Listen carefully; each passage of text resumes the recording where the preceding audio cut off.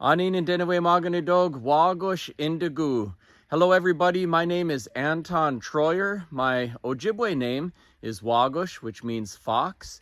I'm from the Eagle clan, and I am sending you this video from my home community of Leech Lake, which is on the northernmost part of the Mississippi River.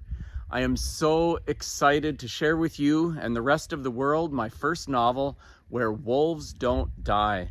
It is a coming-of-age story and a thriller all wrapped into one. It's the story of Ezra Cloud, who's a 15-year-old Ojibwe boy. The story begins in the Twin Cities metro, where he is frustrated with everything about the city, his family situation, and immediately gets involved in an altercation. While he is kind of looking for clues to a murder, he's also engaging on a remarkable journey of self-discovery to protect him from himself, as well as everyone and everything else. His family sends him to run a trap line with his grandfather in the Canadian wilderness, and much of the book is set actually at the First Nation, Nigigusiminikaning, and in the wilderness itself. And as he does this, he is learning and reacquainting himself and learning more deeply about his own Ojibwe culture, his family, and all kinds of secrets emerge, not just about the murder that he's trying to solve, but about himself and everything about his entire family. I have 9 children of my own, and we have 6 out the door, 3 to go. And so I've been thinking a lot about coming of age, the roles of parents and grandparents, and also children in this pivotal experience. I would really like to think of Where Wolves Don't Die, not simply as another Indigenous lit story, but as a story of our shared human experience in looking for love, in wrestling with the tension between the desire to belong and connect, and also to quest for freedom and independence. And all coming-of-age stories are set in a culture. This one happens to be set in the Ojibwe culture. I have also often found myself frustrated with Indigenous lit.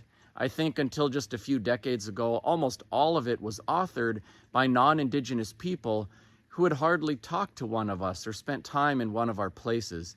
It was an imagined experience, the white man's Indian, so to speak.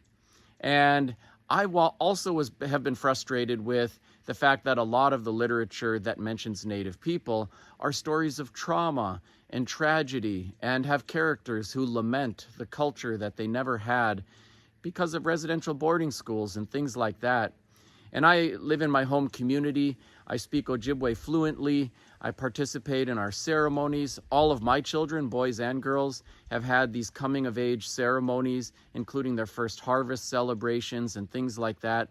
So I wanted to give people a different experience. Instead of another lamentation about tragedy and trauma, I wanted to give people a window into the living, beautiful, vibrant Ojibwe culture that still thrives in our space.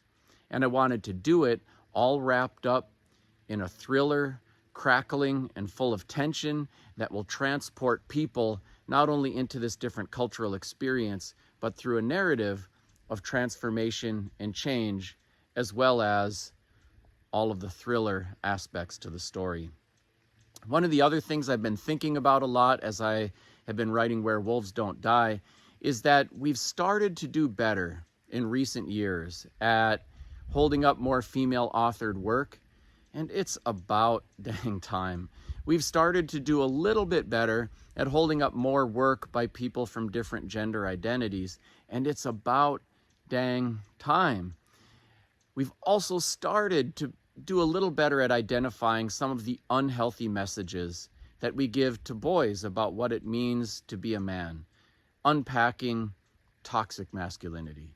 But something we haven't done very much and haven't done that well at is providing examples of healthy, positive masculinity, of a boy coming of age, dealing with the things, and finding a way to healing and connecting all within its own authentic cultural context. I'm so excited about where Wolves Don't Die, about what it has to say about our shared human experience, and the way that it will give you a window into the authentic Ojibwe culture. I'm looking forward to the ongoing conversation. Thanks so much for listening. Miigwech.